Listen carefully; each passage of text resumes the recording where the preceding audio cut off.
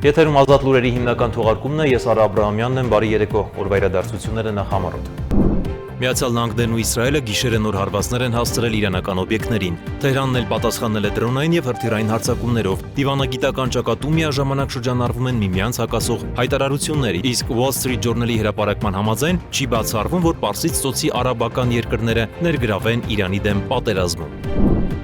Ազգային ժողովը սկսել է հերթական քառօրյա նիստերի աշխատանքը, որի օրակարգում ընդգրկված են սահմանադրական դատանի դատավորի ընտրության հարցը, տնտեսական, կրթական եւ մարզական ոլորտերին վերաբերող օրենսդրական նախաձեռնություններ։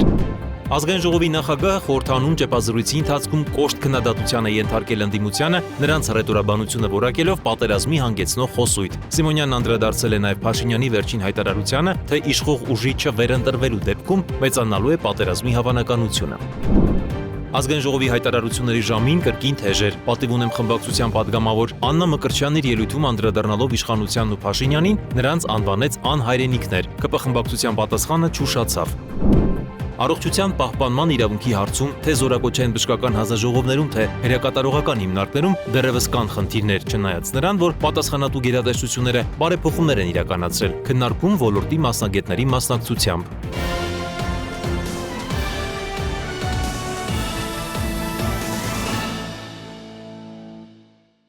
Միացյալ Նահանգներն ու Իսրայելը գիշերը նոր հարվածներ են հասցրել իրանական օբյեկտներին, Թեհրանն էլ պատասխանել է դրոնային եւ հրթիռային հարձակումներով։ Դիվանագիտական ճակատում միաժամանակ շրջանառվում են միմյանց հակասող հայտարարություններ հնարավոր համաձայնության եւ բանակցությունների վերաբերյալ, իսկ Wall Street Journal-ի հրապարակման համաձայն չի բացառվում, որ Պարսից ծոցի արաբական երկրները ներգրավեն Իրանի դեմ պատերազմում, չնայած դեռևս չեն անցել բացահայտ ռազմական գործողությունների։ Սաուդյան Արաբիան արդեն թույլ է տվել Միացյալ Նահանգներին օգտվել իր ռազմական բազաներից, աջակցելով հնարավոր հարվածներ։ Միաժամանակ Արաբական Միացյալ Էմիրությունները ավելի շատ տնտեսական եւ ֆինանսական ճնշման միջոցներ է կիրառում, սպառնալով սառեցնել իրանական ակտիվները։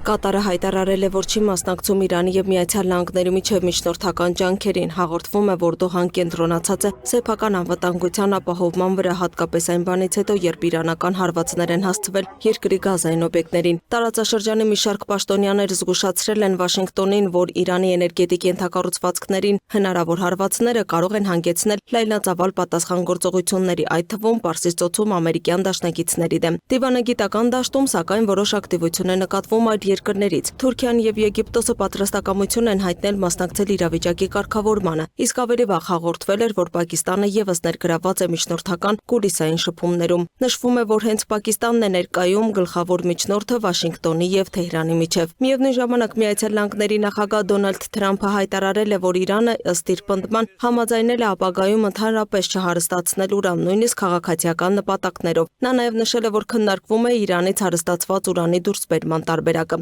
Թրամփը ընդգծել է, որ կողմերը կապի մեջ են հեռախոսով եւ մոտ ապագայում հնարավոր է անձնական հանդիպում։ Սակայն իրանական կողմը հակադարձել է, հերքելով նման բանակցությունների փաստը, դրանք անվանելով կեղծ լուրեր։ Սրան զուգահեռ Իսրայելի ռազմաօդային ուժերը հարվածներ են հասցրել Թեհրանում գտնվող ԻՀՊԿ ավիատիեզերական կայանին, նաեւ Իրանի հարավում գտնվող ստորգետնյա ուրանի հարստացման օբյեկտին, որը իսրայելական աղբյուրների պնդմամբ ամբողջությամբ ոչնչացվել է։ Միացյալ Նահանգները եւս շարունակել է բարձր ճշգրտության հարվածները իրանական ռազմական թիրախներին։ Իրանն էլ իր հերթին հայտարարել է նոր հարվածների մասին։ Իսլամական Հանրապետության բանակի տվյալներով կիրառվել են հարվածային դրոններ ուղղված Իսրայելի Տելնով ավիաբազային, նաև տարածաշրջանում տեղակայված ամերիկյան ուժերին, այդ թվում Հորդանանի Ալ-Ազրակ բազային, որտեղ տեղակայված են F-35 եւ F-15 կործանիչներ։ Հաղորդվում է, որ Միացյալ Նահանգները տեղափոխում է 4500 ծովային հետևակային եւ նավաստի Հորմուզի նեղուցի բացման համար։ Միևնույն ժամանակ Վաշինգտոնում քննարկվում է Իրանի Խարկ կղզու հնարավոր գրավման սցենարը, որը հանդիսանում է երկրի նավթի արտահանման հիմնական հանգույցը։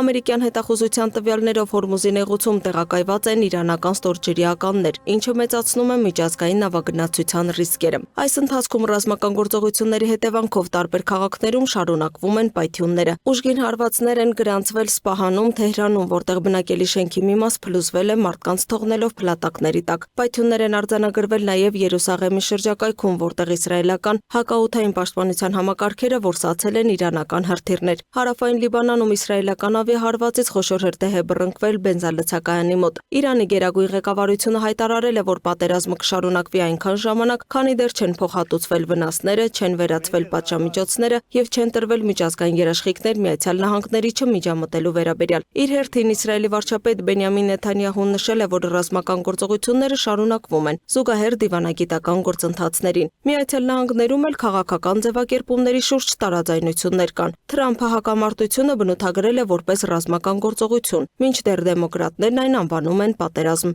Չնայած լարվածությանը Վաշինգտոնը հայտարարում է, որ հակամարտությունը կարող է ավարտվել մոտ ապագայում, մինչև ապրիլի 9, սակայն ներկա զարգացումները ցույց են տալիս, որ իրավիճակը շարունակում է մնալ անկանխատեսելի, միաժամանակ ներառելով թե լայնածավալ ռազմական էսկալացիայի, թե հանկարծակի դիվանագիտական բեկման հնարավորություններ։ Լուսինե Գրիգորյան, Free News, Ազատ լուրեր։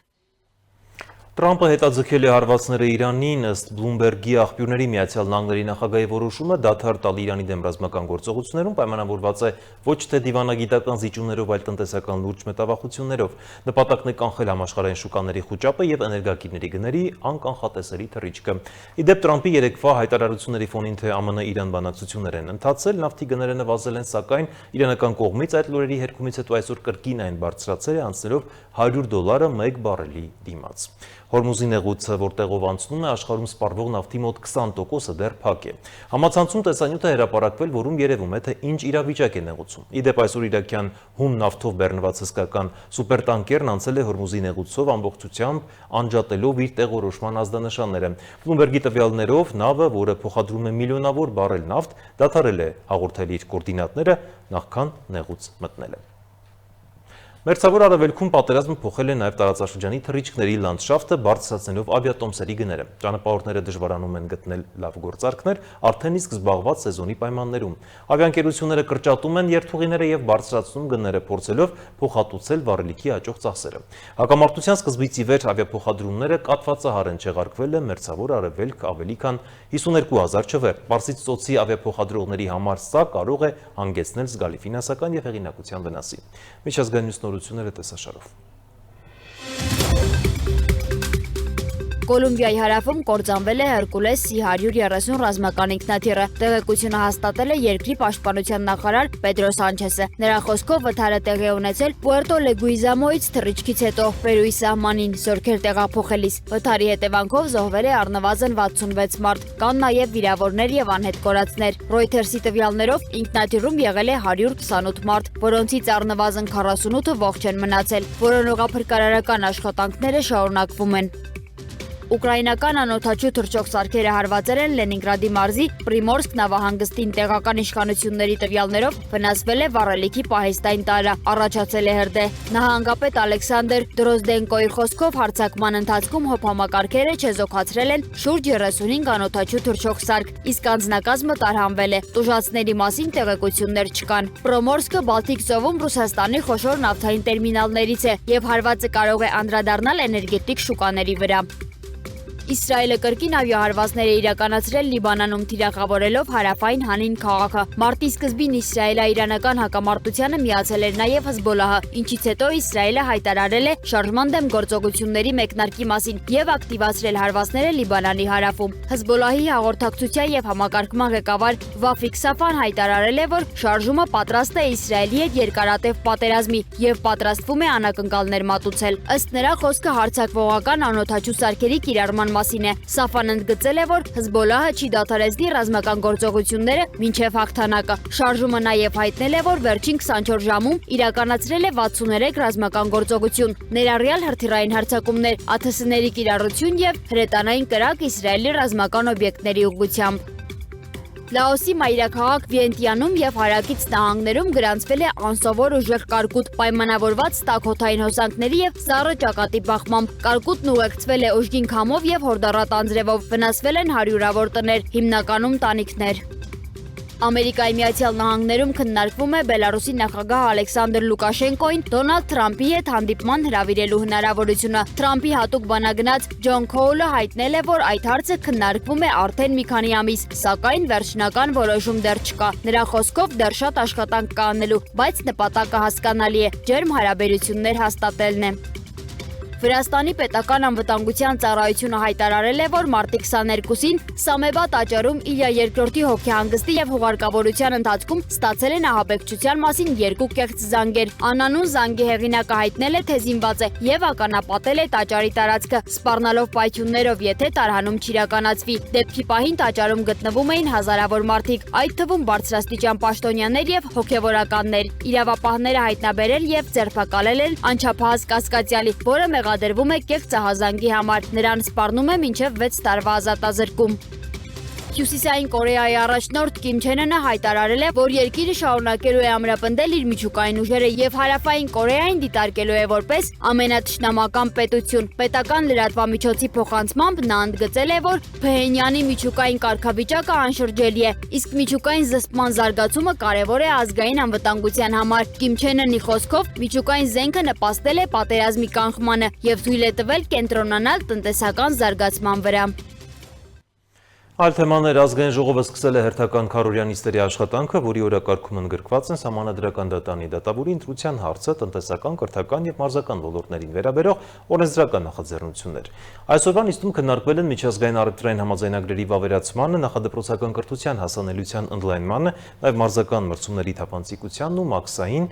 համակարգի արդյունավետությանը վերաբերող հարցեր։ Ազգային ժողովի հերթական քառօրյա նիստի օրակարգում ընդգրկված է 35 հարց, որոնցից 13-ը կքննարկվեն երկրորդ եւ վերջնական ընթերցմամբ, մնացածը առաջին ընթերցմամբ։ Օրակարգում է Սահմանադրական դատարանի դատավորի, կոռուպցիայի կանխարգելման հանձնաժողովի անդամի, տեղեկատվական համակարգերի կարգավորման հանձնաժողովի նախագահի եւ անդամների ընտրության հարցը, նաեւ մի շարք օրենսդրական փաթեթներ, քաղաքացիական օրենսգիրքում, սնանկության օրենսգիրքում, գնումների մասին քրեական դատավարության, հարկային եւ այլ օրենքներում փոփոխությունների վերաբերյալ։ Պատգամավորներն օրակարգն ընդունել են առանց հարց ու պատասխանի եւ ելույթների, ապա անցել առաջին հարցի քննարկմանը։ Նախ քննարկվել է Սահմանադրական դատարանի դատավորի պաշտոնում քաղաքացիական պայմանագիր խմբակցության պատգամավոր Վլադիմիր Վարդանյանի թեկնածությունը։ Վերջինս նշել է, որ երթման պահից սկսած պաշտոն զբաղեցնող անձը ստանձնում է հստակ պարտավորություններ եւ պետք է գործի դրանց շրջանակում, անկախ քաղաքական նախասիրություններից եւ մոտեցումներից։ Վարդանյանն անդրադարձել է նաեւ Սահմանադրական դատարանի դերակատարությանը, նշելով, որ այն պետք է ապահովի իրավական համակարգի զարգացումն ու երկխոսությունը տարբեր մակարդակներում։ Սահմանադրությունը նաև բնորոշում է պետության ինքնությունը։ Ինչ է ի վերջո սահմանադրությունը։ Սահմանադրությունը ստահասոսկ իրավական տեքստ կամ հիմնական օրենք չէ։ Սա շատ ավելի խորը մշակութաբանական, սոցիալ-տնտեսական, իրավաքաղաքական բնույթի փաստաթուղթ է։ Որոշակի առումով այն պայմանագիր է կամ պայմանավորվածություն է ժողովրդի եւ պետության միջև։ Ուրույն համաձայնությունների արդյունք։ Ժողովուրդը համաձայնվում է պետությանը վերապահել որոշակի լիազորություններ, իսկ պետությունը պարտավորվում է ապահովել մարդու իրավունքների, հիմնարար ազատությունների եւ իշխանության իրականացումը ժողովրդի անունից։ Ի վերջո, սահմանադրի կամքն է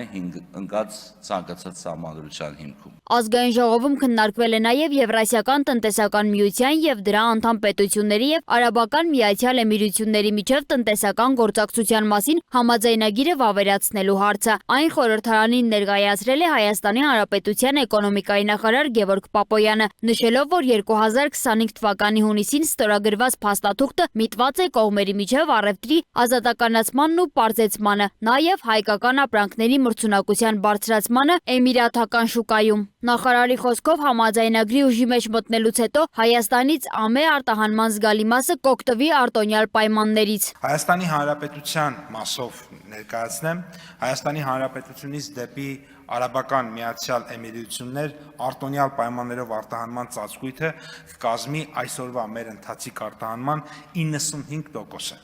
Մենք բանակցություններում մեր ընթացիկ արտահանվող բոլոր ապրանքները ներկայացրել էինք եւ ըստ էության 95%-ը հաստատվել են։ Հիմա կասեմ, որոնք են այդ 5%-ը։ Այդ 5%-ը պարզապես հնարավոր չէր ներառել այդ ցանկի մեջ Արաբական Միացյալ Էմիրությունների օրենսդրության պատճառով, օրինակ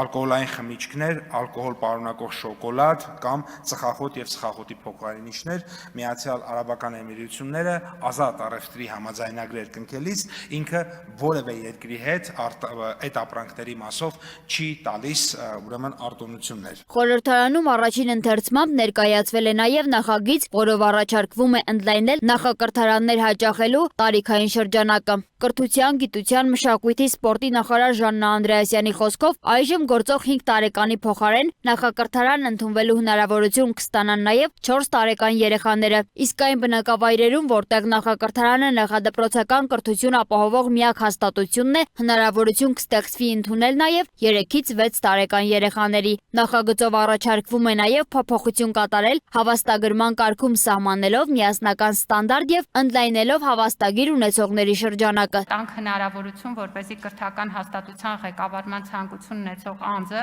մեկ անգամ process անցնելով նաև կարողանա ընտրել եւ ըստ իր ցանկության, օրինակ, եթե ուզում է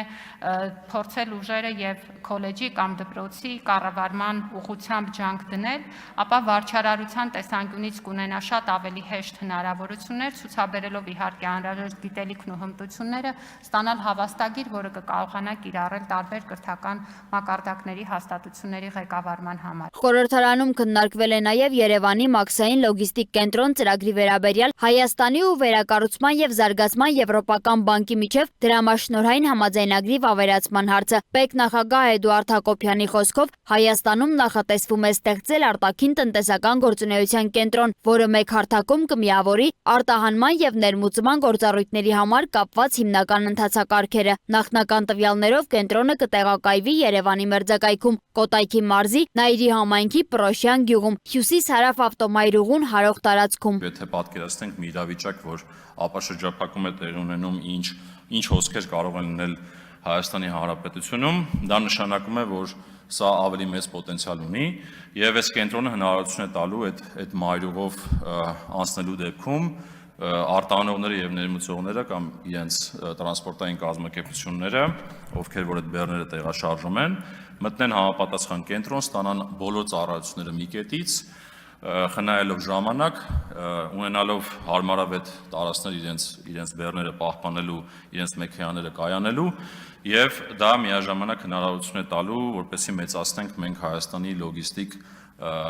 հանգույց դառնալու պոտենցիալը։ Ծրագրի ֆինանսավորումը նախատեսվում է իրականացնել 39 միլիոն եվրո վարկային միջոցների, նաև պետական համաֆինանսավորման հաշվին, որի ծավալը կկազմի 9 միլիոն եվրո։ Սոնա Գիշյան, Free News, Ազատ լուրեր։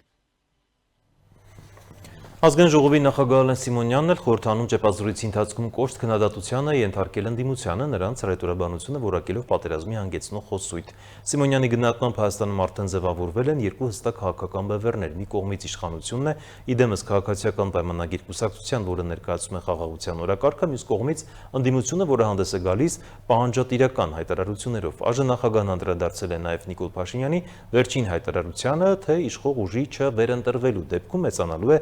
պատերազմի հավանականությունը։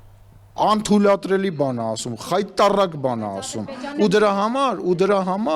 համար ինքը վաղը մյուս օրը այստեղ նույնիսկ չի հայտնվելու իր այդ խոսքը, այդ իր երեխեքն են գնալու կռվեն կամ այդ ինչ է դարերով մեզ գցում է կախվածության մեջ Ռուսաստանից, Ֆրանսիայից, Ամերիկայից կամ որևիցե մեկից, ոչ, մենք պետք է տարածաշրջանում այնց հարաբերություններ կառուցենք, որ որևիցե մեկը չմտածի մյուսի վրա հարձակվել։ Ազգային ժողովի նախագահ Ալեն Սիմոնյանը խորհրդարանում տված ճեպազրույցում այսպես կոշտ արձագանքեց ընդդիմության, մասնավորապես երկրորդ նախագահ Ռոբերտ Քոչարյանի պատերազմն տենչացող հայտարարություններին, դրանք որակելով որպես պատերազմի տանող խոսույթ։ Հավերժ թշնամություն, ինչ դիվանագիտորեն, լսեք, հորով մորով արեց Հայաստանի Հանրապետությունը 10 տարի ինքը իր իշխանության օրոք, թե ինքը հարստացավ։ Այդ Հայաստանի Հանրապետությունը 29743 կիլոմետրը տենց շենացրեց, վերականգնեց, ուժեղացրեց, թե գույք պարտքի դիմաց տվեց, ասենք ռազմավարական բաներ եւ Հայաստանի անկախությունը, ինքնուրույնությունը տվեց ուրիշ երկրի։ Սիմոնյանը հայտարարեց, Հայաստանում ձևավորվել են երկու հստակ քաղաքական բևեռներ՝ խաղաղության եւ պատերազմի։ Նրա խոսքով իշխող քաղաքացիական պայմանագիր կուսակցությունը խաղաղության օրակարգն է ներկայացնում, մինչդեռ հիմնական ընդդիմադիր դերակատարները հանդես են գալիս պահանջատիրական, այսինքն պատերազմական հռետորաբանությամբ։ Մարդիկ ինչ են մեզ ասում շնորհակալություն խաղաղության համար։ Մարդկանց երեխաները չեն մահանում, չեն եթում, մարդը ավելի քիչ անհանգիստ է, երբ որ իր երեխան զորակոչվում է բանակ։ Օրենսդիրի ղեկավարն ուրախությամբ արձանագրեց իրենց ներկուսակցական քարոզարշավի ընթացքում քաղաքացիները գոհունակությամբ են արտահայտվում գործող իշխանության կառավարման մասին եւ շնորհակալություն են հայտնում խաղաղության հաստատման համար։ Մեծ հույս ունեն, որ այս ուղղությունը կշարունակվի, մենք էլ իրենց ի պատասխան ասում ենք, որ իրենք պետք է տեր կանգնեն խաղաղությանը եւ իրենք էլ պատրաստակամություն են հայտնում տեր կանգնել խաղաղությանը։ Էսա մեր հիմնական խոսակցության թեզերը, նաեւ շնորհակալություն են հայտնում ճանապարհների, դպրոցների, բժշկական ապահովագրության համար շատ մարդ օգտվել է, շատ հաճելի է, որ աշխատել է եւ շատ մարդիկ արդեն օգտվել են դրանից։ Թոշակների համար են շնորհակալություն հայտնում եւ պահանջում են մեզանից որոշ ընդդիմադիր գործիչներին հնարավորինս շուտ ինչ որ ձևով լրացնել։ Սիմոնյանը նաեւ պաշտպանեց վարչապետ Նիկոլ Փաշինյանի վերջին աղմկահարույց հայտարարությունը, ըստ որի եթե քաղաքացիական պայմանագիրը չվերընտրվի, հնարավոր է պատերազմ։ Նրա գնահատմամբ սա ոչ թե սպառնալիք է, այլ քաղաքական վերլուծություն, քանի որ տարածաշրջանային զարգացումները պահանջում են սթափ գնահատականներ եւ պատասխանատու քաղաքականություն։ Քաղաքական գործիչները նաեւ կարողանում են քաղաքական վերլուծություններ անեն եւ դրա իրավունք ունեն եւ վարչապետը որպես առաջին քաղաքական գործիչներից մեկը Հայաստանի Հանրապետության դրա իրավունքը ունի։ Ազգային ժողովի նախագահի խոսքով նման հայտարարություններ նախկինում հնչել են նաև ընդդիմության կողմից, սակայն չեն արժանացել նույն արձագանքին։ Միևնույն ժամանակ Սիմոնյանը պնդեց, Հայաստանը չպետք է եւ չունի տարածքային պահանջներ հարևանների նկատմամբ։ Նա քննադատեց երկրորդ նախագահ Ռոբերտ Քոչարյանին այն հայտարարության համար, թե հնարավորության դեպքում պետք է օգտվել տարածաշրջանային զարգացումներից։ Միանշանակ ոչ, երբեք, ոչ Թուրքիայի պարագայում, ոչ այդ ինչ եք խոսում դուք։ Իսկ հիմա Ադրբեջանը մեր թուլացած վիճակից օգտվի եւ մտնի դարձնի, ասենք մի հատ Պուճուրիկ Երևան քաղաք թողի։ Այդ ինչ եք ասում։ Այդ ձեր հարցը համ վրթովեցնող է, համ ակնհայտ դուք ձեր հարցի պատասխանը տվեցիք։ Իհարկե ոչ, երբեք Հայաստանի Հանրապետությունը չպետք է ունենա տարածքային պահանջներ եւ չունի իր հարևանների նկատմամբ։ Այդ ինչ է։ Սիմոնյանը նաեւ անդրադարձավ Լեռնային Ղարաբաղի հարցին, ընդգծելով, որ միջազգային երաշխիքները չեն աշխատել։ Նրա խոսքով նույնիսկ այն երկիրը, որը համարվում էր անվտանգության երաշխավոր եւ ուներ խաղաղապահներ Արցախում, կոչ է արել բնակչությանը լքել տարածքը։ Մեր երաշխավոր իր ռուսական բազան ստեղ ունեցող, ինչպես նաև խաղապահներին Լեռնային Ղարաբաղում ունեցող մարդը արեց հետևյալը, որը որ երաշխավոր էր, դարավոր բարեկամ էր, ասեց Ղարաբաղի բնակչության, ասեց դե զգուշ դուրս եկեք, հանգած տեղ մի բան ձեզ չլինի, դավայ դուրս եկեք։ Ազգային ժողովի նախագահը նաև մեկնաբանեց Պրահայում ստորագրված հայտարարությունը, պնդելով, որ Հայաստանը ճանաչել է ոչ թե Ադրբեջանի, այլ սեփական տարածքը 29743 քառակուսի կիլոմետր։ Նրա խոսքով դա թույլ է տվել խուսափել երկրի գաղութացումից եւ պահպանել անկախությունը։ Բացի այդ, նա հայտարարեց, որ նախկին իշխանություններն են պատասխանատու Արցախի կորստի համար, մեղադրելով նրանց սխալ բանակցությունների եւ երկրի ռեսուրսները զիջելու համար։ Միևնույն ժամանակ խորհրդարանի ղեկավարը նշեց, աշխարհում 100%-անոց անվտանգության երաշխիքներ չկան։ Եթե մի կողմից, մյուս կողմից հարևանները որոշեցին գան եւ իրար ձեռ սեղմեն, ողջունեն, ով է մեզ փրկելու։ Ոչ մեկ եվրոպացիները շատ ջղայն հայտարարություն են անելու, շատ ջղայն վրթովելու են։ Ռուսները ասել են՝ «Мы вам позвоним», Պարսիկներն էլ ահավոր զբաղված են։ Ալեն Սիմոնյանի խոսքով հենց այդ պատճառով Հայաստանը պետք է կառուցի այնպիսի հարաբերություններ տարածաշրջանում, որ երբևէ մեկը չմտածի հարձակման մասին։ Իդեպ Սիմոնյանը նաև հայտարարեց, որ նախկինում սխալ է արել, օգտագործելով Արցախ ձևակերպումը եւ ընդգծեց, որ նման տերմինաբանությունը կարող է բերել փոխադարձ անվանափոխությունների։ Ամփոփելով Ազգային ժողովի նախագահը կրկին շեշտեց, առաջիկա ընտրությունները լինելու են ընտրություն խաղաղության եւ հնարավոր պատերազմի միջև։ Լուսինե Գրիգորյան, Տիգրան Ղազարյան, Free News, Ազատ լուրեր։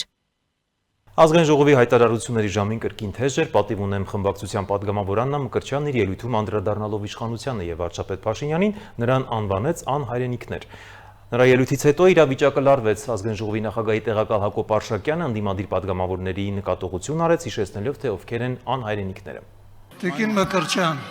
խնդրում եմ ձեր դաստիարակության մակարդակը ամեն անգամ այստեղ մի ցույց տվեք։ Մենք ձեզ շատ լավ ճանաչում ենք, ձեր ընտանիքներ ենք ճանաչում, ձեր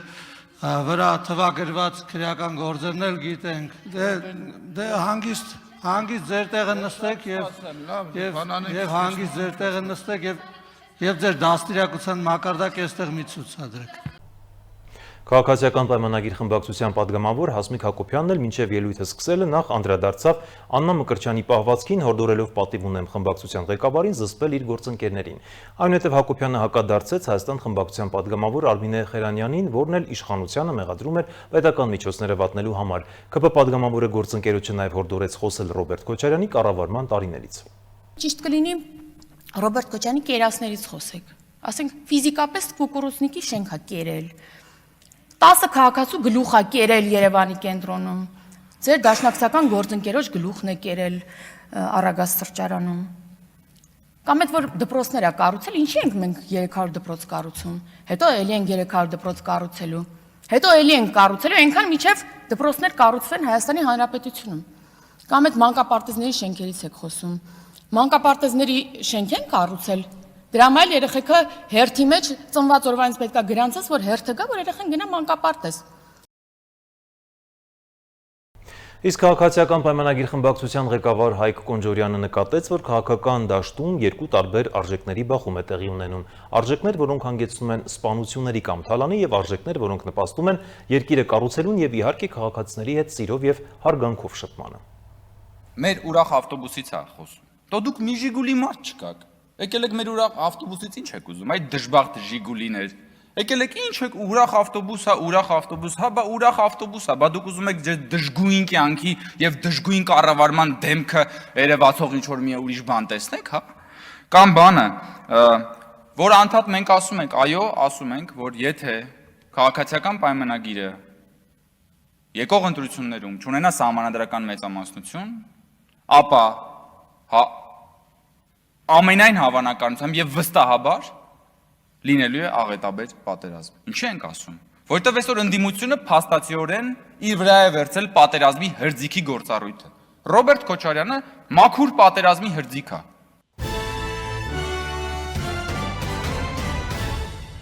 Շարունակում ենք թողարկումը առողջության պահպանման իրավունքի հարցում, թե զորակոչային բժշկական հանձնաժողովներում, թե քրեակատարողական հիմնարկներում դեռևս կան խնդիրներ, չնայած նրան, որ պատասխանատու գերատեսչությունները բարեփոխումներ են իրականացրել արձանագրված խնդիրների կանխարգելման ուղղությամբ։ Ոլորտի մասնագետների մասնակցությամբ տեղի է ունեցել առողջության պահպանման իրավունքը բանակում եւ քրեակատարողական համակարգում թեմայով քննարկում։ 2025 թվականին ՄԻՊ աշխատակազմը զորակոչիկներից եւ նրանց ընտանիքների անդամներից ստացել է 900 դիմում բողոք, որոնց գերակշիռ մասը 86%-ը վերաբերել է առողջապահության պահպանման իրավունքին, այդ թվում պատշաճ հետազոտություններին եւ փորձաքննություններին։ Այս մասին հայտնեց ՄԻՊ աշխատակազմի ներկայացուցիչ Ալբերտ Դանիելյանը առողջության պահպանման իրավունքը բանակում եւ քրեակատարողական համակարգում թեմայով քննարկման ժամանակ։ Վերջինս ընդգծեց, որ ՄԻՊ-ում բազմաթիվ են դեպքերը, երբ պաշտպանի միջամտությունից հետո կայացված որոշումները, որոնք վերաբերել են բժշկական հանձնաժողովների թերի աշխատանքին, չեղարկվել են։ Բանախոսի ներկայացմամբ, չնայած վերջին տարիներին զորակոչային բժշկական հանձնաժողովների աշխատանքները լավարկվել են,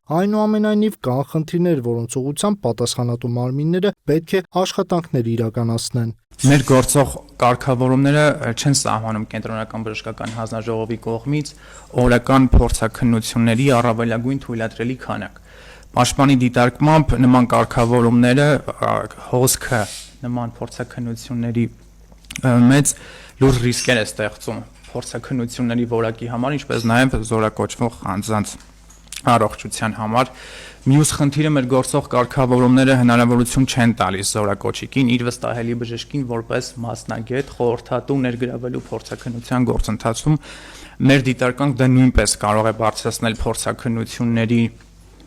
որակը, ինչպես նաև զորակոչիկների իրազեկվածությունը։ Առողջության պահպանման խնդիրները չեն շրջանցել նաև քրեակատորական հիմնարկները, չնայած նրան, որ Արդարադատության նախարարությունը վերջին տարիներին բազմաթիվ բարեփոխումներ է իրականացրել։ Քննարկմանը մասնակցող բանախոսներից մի աշխատակազմի մեկ այլ ներկայացուցիչ Հովհաննես Ղուկասյանը խոսեց նախորդ տարի քրեակատորական հիմնարկներում արձանագրված մավան 24 դեպքերի մասին, որոնցից 8-ը եղել է ինքնասպանություն։ Ղուկասյանը նկատել է, որ աճել են նաև ինքնասպանության փորձ կատարելու դեպքերը, ինչ վերաբերում է ինքնավնասման դեպքերի վիճակագրությանը, ապա բանախոսի հավաստմամբ այդ դեպքերը նվազման միտում ունեն։ Ղուկասյանը խոսեց նաև այլ խնդիրների մասին։ Արձանագրել ենք նախ ինքնասպանության եւ ինքնավնասման ռիսկի գնահատման գործում խնդիրներ։ Ճիշտ է, 2022 թվականից քրեակատորական հիմնարկներում ներդրվել է ինքնասպանության եւ ինքնավնասման ռիսկի գնահատման գործիքը, սակայն Մարդու իրավունքների պաշտպանի աշխատակազմի կանխարգելման ազգային մեխանիզմի այցերն էլ ցույց են տալիս, որ դրա արդյունավետությունը շարունակում է ցածր մնալ։ Այսքան այժմի համար կհանդիպենք։